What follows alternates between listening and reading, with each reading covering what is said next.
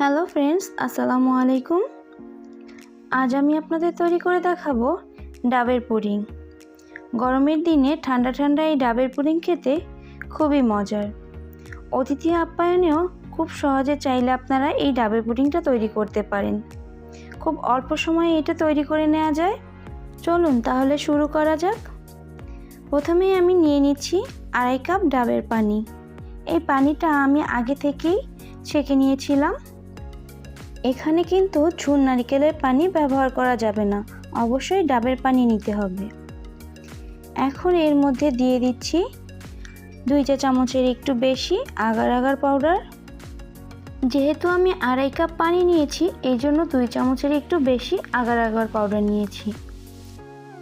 এখন দিয়ে দিচ্ছি 4 চা চামচ চিনি। চিনিটা আপনারা আপনাদের টেস্ট অনুযায়ী দিবেন। যদি ডাবের পানিটা খুব মিষ্টি হয় তাহলে চিনির পরিমাণটা একটু কমিয়ে দিবেন। আমার নেওয়া ডাবের পানিটা একটু হালকা মিষ্টি ছিল, তাই আমি 4 চা চামচ চিনি ব্যবহার করেছি। আপনারা চাইলে চিনি না ব্যবহার করেও খেতে পারেন। তো সব কিছু আমি একটু ভালো করে মিশিয়ে দিয়েছি।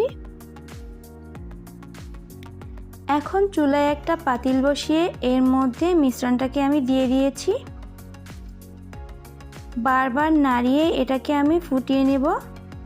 ফুটে ওঠার পর আমি এটাকে 1 মিনিট থেকে 1.5 মিনিট জাল করে নেব। এখানে কিন্তু তরকারি রান্না করার পাতিল ব্যবহার করা যাবে না, কারণ তাহলে মশলার ঝাঁজটা এর মধ্যে চলে আসবে।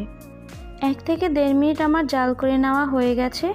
এখন চুলাটাকে অফ করে রেস্টে রেখে দিলাম 10 মিনিটের জন্য। এই ফাঁকে ডাবের যেই নরম শাঁসটা রয়েছে তা আমি বের করে নিচ্ছি। বের করে নেওয়া হয়ে গেছে। এখন এগুলোকে আমি ছোট ছোট কুচি করে নিচ্ছি। দেখুন, এভাবে আমি কুচি করে নিয়েছি। আর নিয়ে নিয়েছি কিছুটা নারকেল কোড়া। এদিকে আমার 10 মিনিট রেস্টে রাখা হয়ে গেছে। এখন আমি নিয়ে নিয়েছি 2টা আইসক্রিমের কাপ আর একটা বাটি। এর মধ্যে আমি জাল করে রাখা ডাবের পানিটা দিয়ে দিচ্ছি।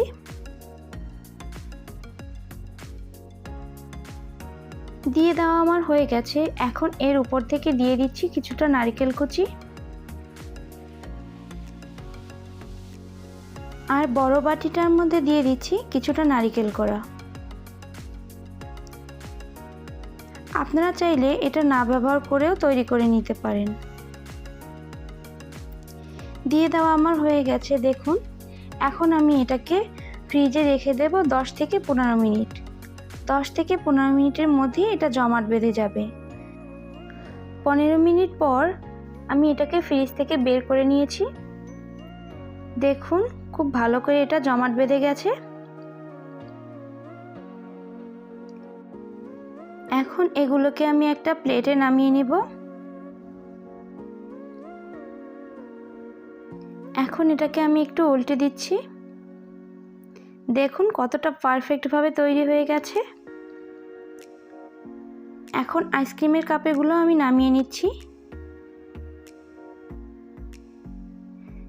একটু চাপ দিলেই আস্তে বের হয়ে আসছে।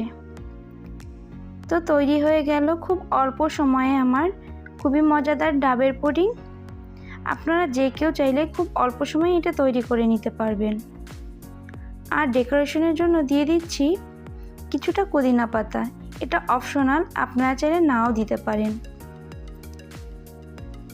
তো ফ্রেন্ডস, আমার ভিডিওটি যদি আপনাদের ভালো লেগে থাকে তাহলে অবশ্যই লাইক, কমেন্টস এবং শেয়ার করবেন।